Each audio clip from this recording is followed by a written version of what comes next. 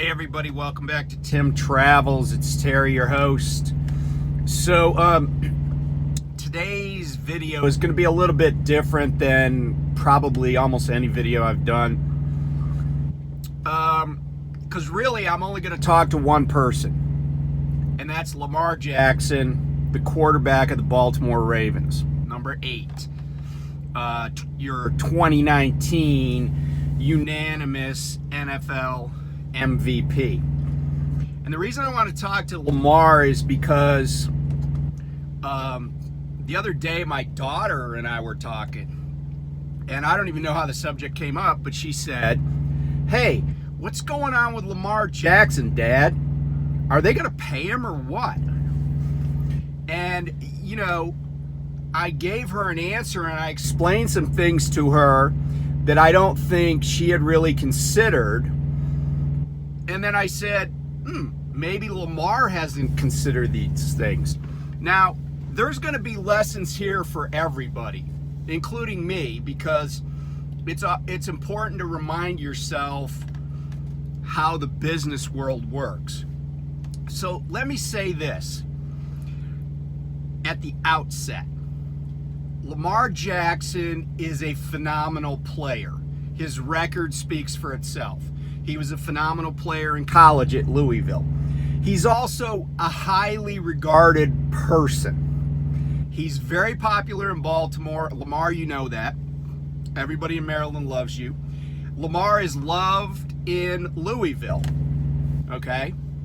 And he is this incredible talent. But I want to tell you this, Lamar. None of that really matters to the owner of the Ravens. And I'm going to explain why.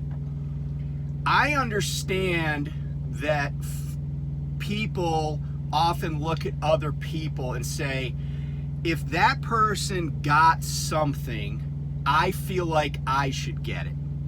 And that's mistake number one. Because at the end of the day, it's almost like apples and oranges. Yeah, Deshaun Watson is a football player, and he's even a quarterback. But he works for a different organization than you do. Okay? And I'll tell you right now, Steve Bisciotti is like a billionaire. He didn't get that way by doing stupid stuff with his money. And that's true of most exceedingly wealthy people. They haven't made a lot of mistakes. Every once in a while, somebody just falls into a pile of money, but it's pretty rare, and it's pretty rare among NFL owners. The other thing that's going on here, and Bisciotti was diplomatic when he said that the Watson contract was an outlier. It's not an outlier. It's a stupid contract, right? Like, he's too polite to say how stupid the Haslams are, the owners of the Browns, right? The Browns were dying to get Watson. Watson's like, no, I'm never playing in Cleveland. Then when he couldn't get a deal with anybody else, they were like, no, seriously, if you come here, we will give you the most insane deal in the history of the NFL, right? And Watson's like, all right, whatever, I'll do it.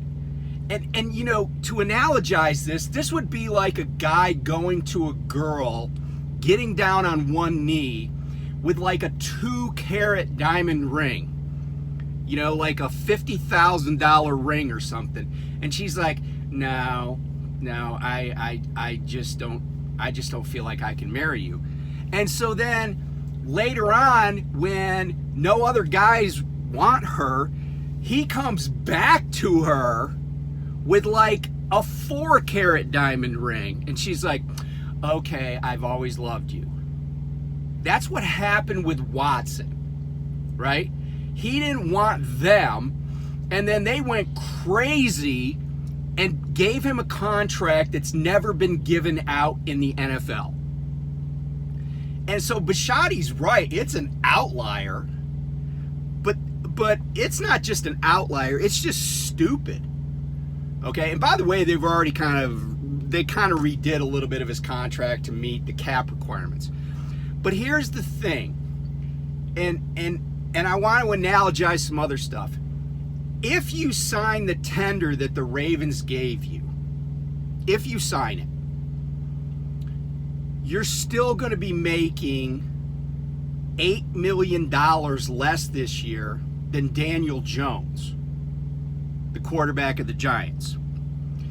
Now, I personally think Jones ought to be given like 5 to 10 million or whatever he gets this year to Brian Dable, but that's a different story. But here's the thing. He's going to make 20% more. Well, actually, he's going to make 25% more than you. You're making 20% less, but he's going to make 25% more than you. And I know you're a smart guy, right? Like, I think NFL quarterbacks generally are pretty bright people. I think a lot of NFL players are really bright people. It's a complicated sport. But here's the deal. I think I'm a bright person too. But when my kids needed braces, I didn't do the work. Why? Because even though I'm a bright guy, you know, I'm not a pediatric orthodontist. Same thing with you. You're a bright guy, but you're not an NFL football agent. And agents know the market. That's what they get paid to do. And here's where I'm going with this, Lamar. You didn't understand, or maybe still don't understand, the market. And the market, you talk to the market without understanding the market, and the market has spoken back. Now, I do think, I know that you get advice from your mom, and I'm sure your mom is a great person. I'm sure she's very bright, like you. Her son's bright. But here's the deal. No mom in the world thinks their kid's not the best. Like, almost pretty much everybody's mom thinks they're the best boy, the best son, the best man, the best everything in the world. And that's the way it should be. That's totally understandable. But I'm guessing that even your mom doesn't understand the market. Now, on paper, you look better than Deshaun Watson, right? Because you are. But it doesn't matter, because you're not doing a deal with the Haslams. They did one enormously stupid deal. The other 31 owners are angry with them, probably.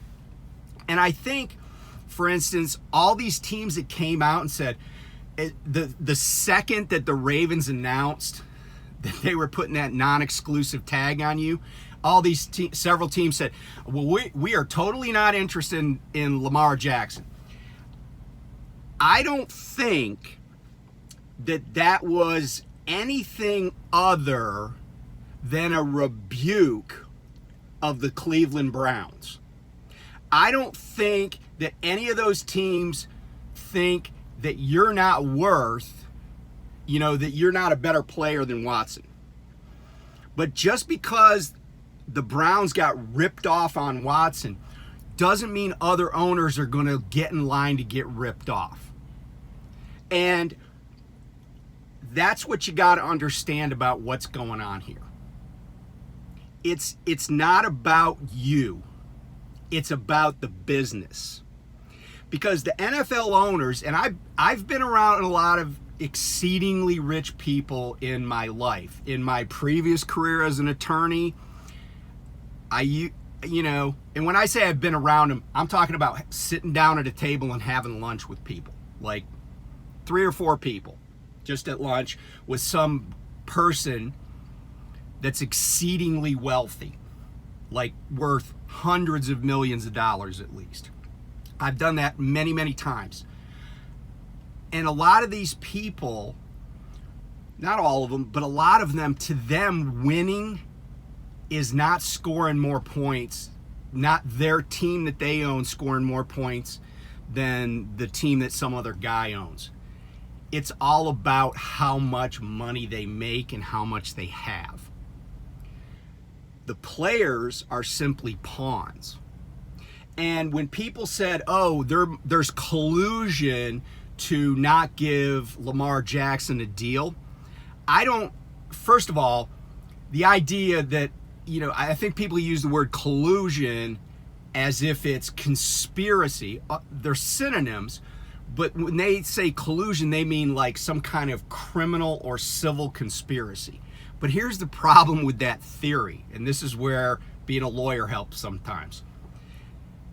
NFL owners are all part of the same company, right? They have franchises, but they're all part of the same company.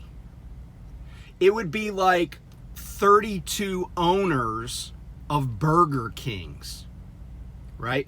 32 owners of Burger Kings all get together at a meeting and they're like, yeah, I pay my assistant managers $28,000 a year. And they're all in the same market, essentially, right? Because even though there's teams all over the country, the market is the same, right? They share profits, they share it on the TV deals, apparel sales, all that stuff, right? They all get rich.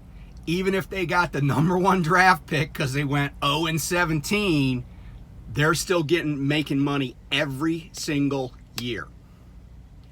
And so that's not collusion. That's just them comparing notes. And like I said, they already all know what's going on. I mean, they do this horse trading stuff and they are competitive, but when it comes to like big picture, like $230 million fully guaranteed contracts, they're going to close ranks. So you're like, okay, Terry, what should I do?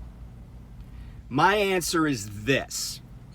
If you want some kind of moral victory, which, if this is a business, moral victories count for nothing, then what you need to do is hold out. Do the Le'Veon Bell thing, right? But that's never going to help you, right? Because if you love this sport, but you also want to, as you've said, take care of your family, then you get as much money as you possibly can for as long as you possibly can, then you ride off into the sunset. The NFL is never going to give the players the upper hand. And if you think I'm wrong about that, look at the guy that's a 3-time MVP winner, I think 3 or maybe 4, got a Super Bowl ring, right? Aaron Rodgers. He wants to go play for the New York Jets. Not sure why, but that's a different story.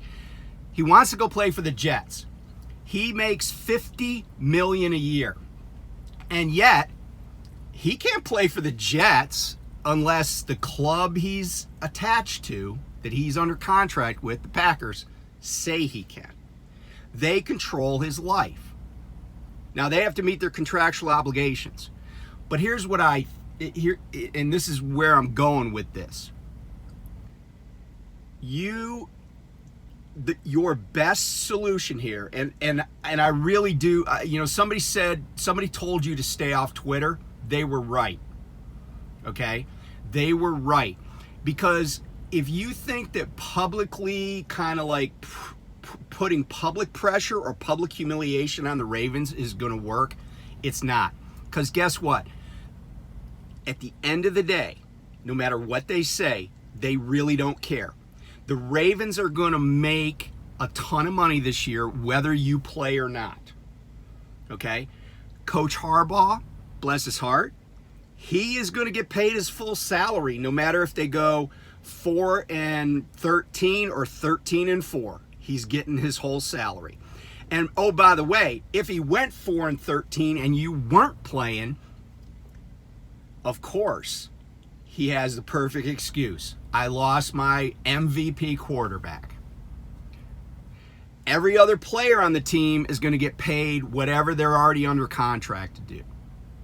They want to win games, of course, because they're competitors, but they're just not, it's not going to change anybody's life in terms of what they earn, except yours if you hold out.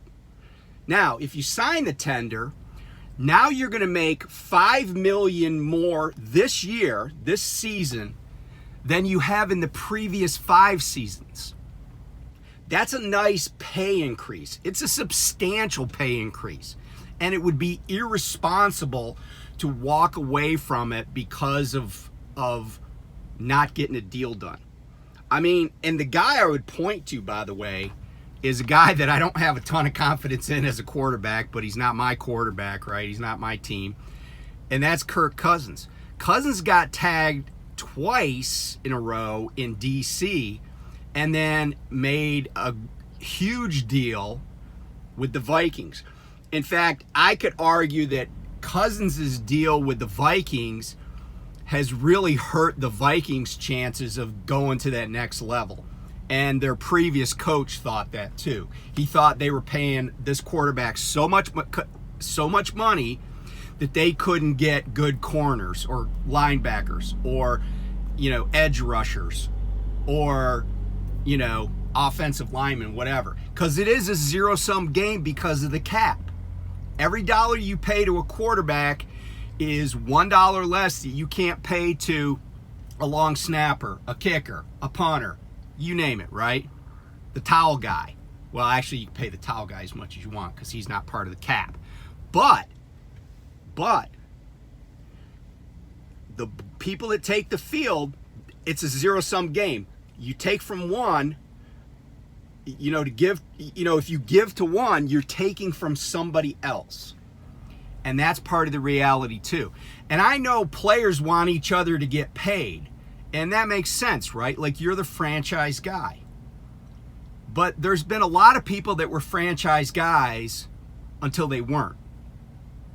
And I really think that, just sign the tender, do your best, pretend it's just another contract year. If things go great, sign the big contract. But here's something about the guarantee that I want to talk about. Because a lot of people I don't think know, I didn't know until I was reading, because you're in the news all the time. I was reading that when there's a contract guaranteed, the money has to be placed in escrow. That's a big ask, even for somebody that's worth a lot of money to tie up all that money in escrow with the NFL. And I know there's like a lag time, but here's what I'm going to suggest to you, and this is something that I used to use when I negotiated commercial leases. A lot of commercial landlords want personal guarantees from business principals when they sign a commercial lease. And a lot of people don't want to give a personal guarantee on a 5 or 10 year lease. Kind of like they don't want to do a fully guaranteed $230 million contract. Now, they're willing to give you the 5-year, $250 million contract. I'm pretty sure they are, right? Because that would make you around the highest paid quarterback in the league. Because you'd be at $50 million a year, basically. You'd be in Aaron Rodgers territory. I think he was at 50.3. So we could fudge the numbers. We'll say 260 for 5 years. But here's the proposal for the guarantee. And by the way, this is the kind of stuff that agents will think about, right? I used to be an agent for businesses. I would think about things that would help my client, but make it a deal that the landlord or the rich guy wanted to do. So here's how you structure this. And by the way, I'm a Maryland guy. I mean, I have Iowa hoodie on, but I went to law right up the street from where you do your best work. I went to law school at Maryland. I've done these deals, and the principles, the money The numbers don't really matter. It's the principles that you got to get your head around. Go to Bisciotti and say, hey, I want 260 for 5 years. Okay? So, you're making 50 and change. And I want all of it guaranteed. However, the guarantee is going to be a rolling 1-year guarantee. So what's a rolling 1-year guarantee? What it basically says, and we could twist this up. We could go to say 300 for 6 years, right? You'd be 32 years old, right? 300 for 6 years with 2-year rolling guarantees. So what would happen is at the beginning of the contract, $100 million would be guaranteed. The next year, $100 million would be guaranteed. So the day the contract starts, years 1 and 2 are guaranteed. After a year, years 2 and 3 are guaranteed. After a year, 3 and 4 are guaranteed. So you always have, up until the very last year, you always have at least $100 million guaranteed. That's a rolling guarantee. That's a lot easier to stomach because then maybe the NFL says, okay, just put 50 in escrow, and just leave it there. And I also used to do that with deposits, right? I'd be like, look, we'll do this deposit, but you just hold that deposit, right? We just keep rolling it over. So this way you get a fully guaranteed contract, right? Because every dollar of it is guaranteed. It's just that the guarantee triggers are extended out through the contract. So the way to look at it, Lamar, is that every year when you step on the field in September, you're good. I don't care if the first play from scrimmage that league year, so even going back into preseason, you're doing OTAs and you break your frabbits and your career is over.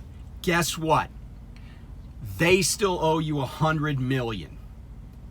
That's not a shabby outcome. That's not a shabby outcome. They still owe you $100 million. Or let's say a year down the road, the second coming of Johnny Unitas occurs, right? Like Peyton Manning, Tom Brady, you and Joe Montana had a baby. And that quarterback becomes available. And they're like, you know what, Lamar? We love you, but we're going to go with this guy. You're still guaranteed $100 million. There, at no point other than the very last year of the contract, when you're just getting paid out the rest, every year, at any point during the contract, except for the last year, they will always owe you at least $100 million. That will be your rolling guarantee. So anyway, I don't know if this is helpful. I got a lot of respect for you and your game. Like I said, you're a very decent human being. You're a good man. I want you to get everything you're owed. But right now, you're not in the driver's seat. You're not in the driver's seat. If you want some help, just let me know. And it's on the house. Seriously, I'm not an NFL agent, but I'm happy to share with you whatever you need. And this is something that can get done. The Ravens can have a great season, be a threat in the AFC. And by the way, I didn't grow up in the Baltimore area, so I'm a Bills fan. My kids are all like Ravens fans. But I think a lot about the team because I hear it. I live in the area, and I love my Bills, but I want you to do well too. So anyway, you got any questions, or anybody's got any questions, hit me up in the comments. Hey, let's get this deal done, man. I feel good about 6 years, $300 million. 2-year rolling guarantee. I like that. I'm glad I thought of that. Anyway, I'll talk to you soon. Bye.